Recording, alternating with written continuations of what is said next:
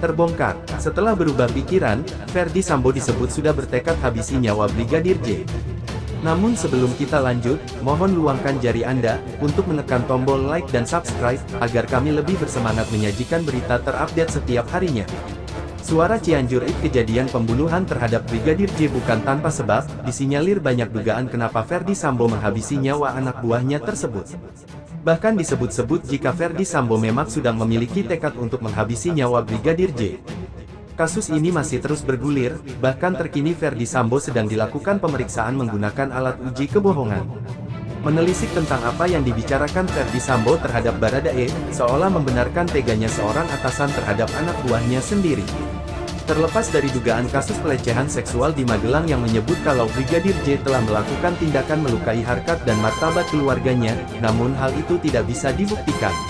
Alasan ini disebut sebagai penyulut awal mula perkara ini terjadi. Polisi menyebut tidak ada barang bukti yang kuat terhadap isu pelecehan seksual tersebut. Karena kediaman Putri Chandrawati di Magelang tidak ada CCTV, patut diduga ada alasan lain kenapa Ferdy Sambo harus menghabisi Brigadir J. Namun terkini Kapolri Jenderal Listio Sigit Prabowo mengungkapkan sebuah fakta di balik alasan Ferdy Sambo mengeksekusi Brigadir J. Kapolri menjelaskan detik-detik penembakan yang dilakukan Baradae terhadap Brigadir J. Sigit mengungkapkan, soal bagaimana kronologi ketika Baradae dipanggil oleh Ferdy Sambo yang saat itu sedang berada di rumah pribadinya, Jalan Saguling. Baradae mengungkapkan kepada Kapolri jika Ferdy Sambo memang sudah bertekad untuk membunuh Brigadir J. Saat itu Richard dipanggil apakah yang bersangkutan siap untuk membantu karena saat itu FS menyampaikan, saya ingin bunuh Yosua, terang Listio, dalam program Satu Meja yang ditayangkan dalam YouTube Kompas TV, seperti yang dilihat pada hari Kamis tanggal 8 September tahun 2022.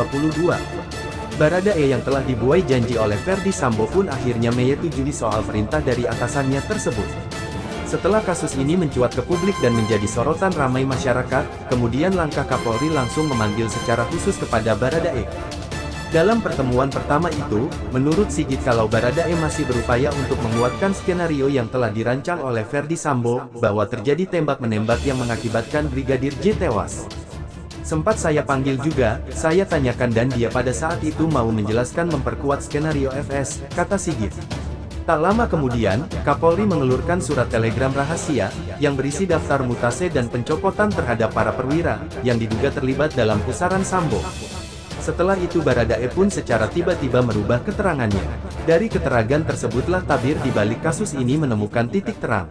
Baradae merubah keterangannya, karena sempat dijanjikan Sambo akan mendapatkan perlindungan, namun nyatanya Baradae yang ditetapkan menjadi tersangka pertama. Namun faktanya pada saat itu Richard ditetapkan sebagai tersangka, jelas Listio. Mungkin itu saja yang dapat kami sampaikan, jika ada salah kata mohon dimaafkan, karena kesalahan datang dari saya pribadi, yang tak luput dari salah dan dosa.